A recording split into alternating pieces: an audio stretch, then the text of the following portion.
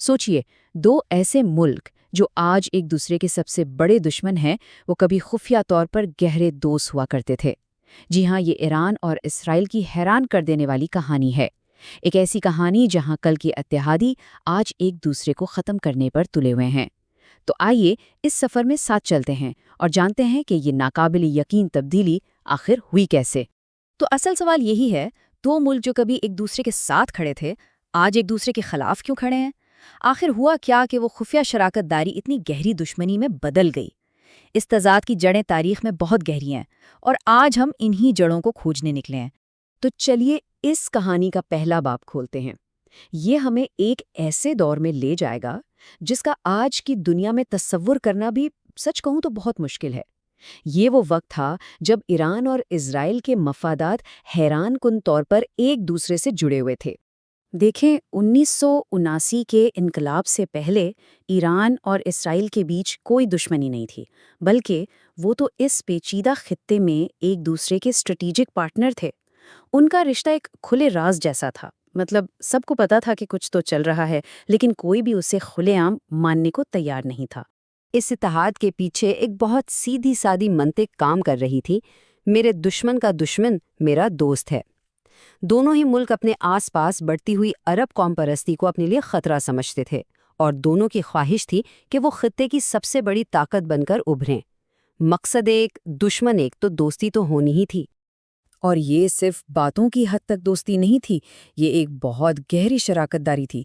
Israel ईरानी फौज को training देता था, ईरान की खुफिया एजेंसी सावक और इसराइल की मौसाद मिलकर काम करती थी। और सबसे ज़्यादा हैरान कुन बात, इसराइल ईरान के इब्तदाई जौहरी प्रोग्राम को बनाने में भी उसकी मदद कर रहा था। यानी ये एक बहुत ही ठोस और गहरा इत्तेहाद था। लेकिन फिर तारीख ने एक ऐसा मोड़ लिया जिसने सब कुछ बदल कर रख दिया। एक इनकलाब जिसने न सिर्फ एक मुल्क का निज़ाम बदला, बल्कि उस पूरे खित्ते की किस्मत ही बदल दी। 1979 ये साल एक तूफान की तरह आया। इजराइल और मगरिब के करीबी दोस्त शाह ईरान की हुकूमत ख़त्म हो गई। आयतुल्लाह खुमैनी वापस आए और इस्लामी जमहूरिया की बुनियाद रखी। और इसके साथ ही ईरान की खारिजा पॉलिसी ने 180 डिग्री का यू टर्न ले लिया। गेम पूरी तरह पलट गई। जो नई हुकूमत आई, उसने इजराइल की मुखालिफत को अपनी पहचान का एक बुनियादी हिस्सा बना लिया। अब ये ताल्लुक फ़ायदे या नुकसान का नहीं रहा, बल्कि एक गहरी नज़रियाती दुश्मनी का बन गया। ये सिर्फ पॉलिसी की तब्दीली नहीं थी, ये एक ऐसी तब्दीली थी जिसने इस रिश्ते की रूह को हमेशा के लिए बदल दिया। तो असल बात यह है कि अब ताल्लुकात की बुनियाद मुश्तरका मफादात पर नहीं, बल्कि एक दूसरे से बिल्कुल मुख्तलिफ नज़रियात पर थी। यूं समझ लें कि हिकमत अमली की जगह अब नज़रिया ने ले ली थी। लेकिन ठहरिए, कहानी यहाँ ख़त्म नहीं होती।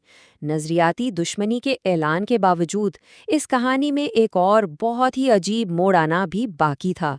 इससे पहले कि दोनों मुल्क एक दूसरे के आमने सामने आते, उनके पुराने अमली रिश्ते की एक आखिरी अजीब सी गूंज सुनाई दी। अच्छा, इस अगले कदम को समझने के लिए रियल पॉलिटिक के लफ्ज़ को समझना बहुत ज़रूरी है। ये एक मुश्किल सा लफ्ज़ लगता है, लेकिन इसका मतलब बहुत आसान है। कभी कभी मुल्क अपने नज़रियात और उसूलों को एक तरफ रखकर सिर्फ अपने अमली फ़ायदे के लिए फ़ैसले करते हैं। और यहाँ हमें रियल पॉलिटिक की सबसे बड़ी मिसाल देखने को मिलती है। ईरान इराक जंग चल रही थी और अपनी खुली दुश्मनी के बावजूद इजराइल ने खुफिया तौर पर ईरान को हथियार बेचे। हैरान हुए ना? वजह ये थी कि उस वक्त इराक दोनों का मुश्तरका और ज़्यादा बड़ा खतरा था। ये सियासत की एक अजीब सितम ज़रीफ़ी थी कि नज़रियाती दुश्मन अमली ज़रूरत के तहत एक बार फिर एक साथ काम कर रहे थे। लेकिन ये अमलियत पसंदी का बस आखिरी लम्हा था। इसके बाद दोस्ती की कोई गुंजाइश नहीं बची। दोनों ममालिक एक शैडो वॉर यानी एक खुफिया जंग में दाखिल हो गए। ये एक ऐसी जंग है जो सामने आकर नहीं लड़ी जाती, बल्कि दूसरे मुल्कों में मौजूद मुसल्लह ग्रोहों यानी प्रॉक्सीज के जरिए, खुफिया ऑपरेशंस के जरिए और अब तो कभी कभार बराह रास्त हमलों के जरिए भी लड़ी जा रही है। और अब हम आते हैं आज के दौर में, जहां ये दुश्मनी अपने सबसे खतरनाक मोड़ पर खड़ी है, यानी ईरान के जौहरी प्रोग्राम का तनाज़े, जिस पर न सिर्फ इन दो मुल्कों का बल्कि पूरे खित्ते का मुस्तकबिल दांव पर लगा हुआ है। یہاں آ کر یہ تضاد اپنی انتہا پر پہنچ جاتا ہے۔ ذرا اس فرق کو دیکھیے، کتنا بڑا یو ٹرن ہے یہ۔ 60 اور 70 کی دہائی میں جو اسرائیل ایران کو ایٹمی طاقت بننے میں مدد دے رہا تھا، آج وہی اسرائیل ایران کے جوہری پروگرام کو اپنے وجود کے لیے سب سے بڑا خطرہ کہتا ہے۔ کل کا سب سے بڑا شراکت دار، آج کا سب سے بڑا دشمن۔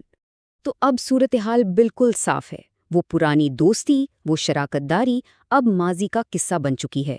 اس کی جگہ ایک مستقل اور خطرناک دشمنی نے لے لی ہے جو اس پورے خطے کے امن کے لیے ایک بہت بڑا چیلنج ہے۔ تو آخر میں یہ کہانی ہمیں ایک بڑے سوال پر لا کر چھوڑ دیتی ہے۔ ایران اور اسرائیل کا یہ سفر ہمیں بین الاقوامی تعلقات کے بارے میں کیا سکھاتا ہے؟